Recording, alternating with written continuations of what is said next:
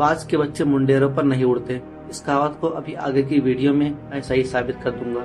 इस दुनिया में पक्षियों की 10,000 से भी ज्यादा प्रजातियां पाई जाती हैं, लेकिन इन 10,000 प्रजातियों का राजा बाज को कहा जाता है। कोई भी राजा इतनी आसानी से नहीं बन जाता। उसके राजा बनने के पीछे उसका एक दर्द भरा संघर्ष होता है। एक ऐसा ही बाज के जीवन में भी होता है। जन्म होते ही उसकी ट्रेनिंग शुरू हो जाती है। जब बाज का जन्म होता है तो उसकी माँ उसे अपने पंजे में भरकर आसमान में उड़ जाती है। करीब 12 किलोमीटर की ऊंचाई से उसे छोड़ देती है। इतनी खतरनाक ट्रेनिंग दुनिया में और किसी भी पक्षी के साथ नहीं होती और करीब जमीन से 500 मीटर की ऊंचाई पर उसे दोबारा अपने पंजों में जकड़ लेती है। उसकी ये ट्रेनिंग तब तक चलती है जब तक वो उड़ना नहीं सीख लेता है। इतनी खतरनाक ट्रेनिंग के बाद इस दुनिया को एक बाज मिलता है। इसके बाद 5-35 साल तक इस दुनिया में राजा की तरह रहता है। यहाँ बरसात में दुनिया के सभी पक्षी अपने आश्रय के लिए घोंसले ढूंढने लगते हैं। वही एक बाज आसमान का सीना फाड़कर बादलों के ऊपर चला जाता है। लेकिन कहते हैं ना कि वो राजा ही क्या जिसके जीवन में कठिनाई ना हो। बाज के जीवन का संघर्ष अभी खत्म नहीं होता। 35 साल बाद उसके जीवन में एक ऐसा संकट आता है जिसे सुनकर आपके रोंगटे खड़े हो जाएंगे।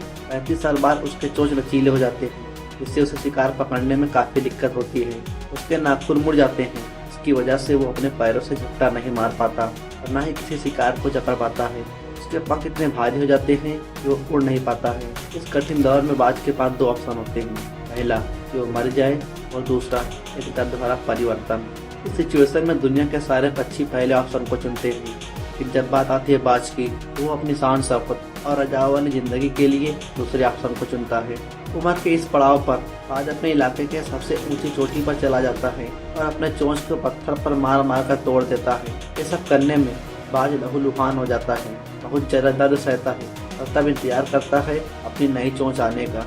नई चोंच आने पर वो अपने मुड़े हुए नाखूनों को उखाड़ फेंकता है और तब इंतजार करता है अपने मजबूत नुकीले नाखूनों का। अपने नए नाखूनों से अपने भारी पंखों को उखाड़ फेंकता है तो उसके छाती से चिपक रहे होते हैं और फिर इंतजार करता है अपने नए पंख आने का। इतना दर्द दुनिया का शायद ही कोई जीव सहता होगा।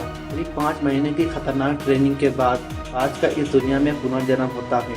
आखिर वो अपने आगे की 35 साल की जिंदगी एक राजा की तरह गुजारता है। दोस्तों, अगर आपने आज की ये संघर्ष स्टोरी पूरी सुन ली है, आप समझ चुके होंगे कि बाज की ऐसी कौन सी क्वालिटीज हैं जो हमें अपने अंदर डेवलप करनी चाहिए। अगर आप में पहले से ही बाज की कोई क्वालिटी है तो चैनल को सब्सक्राइब करके हमें हिंट जरूर दें। तो मिलते हैं अगले वीडियो में एक नए मोटिवेशनल स्टोरी के साथ। जय हिंद।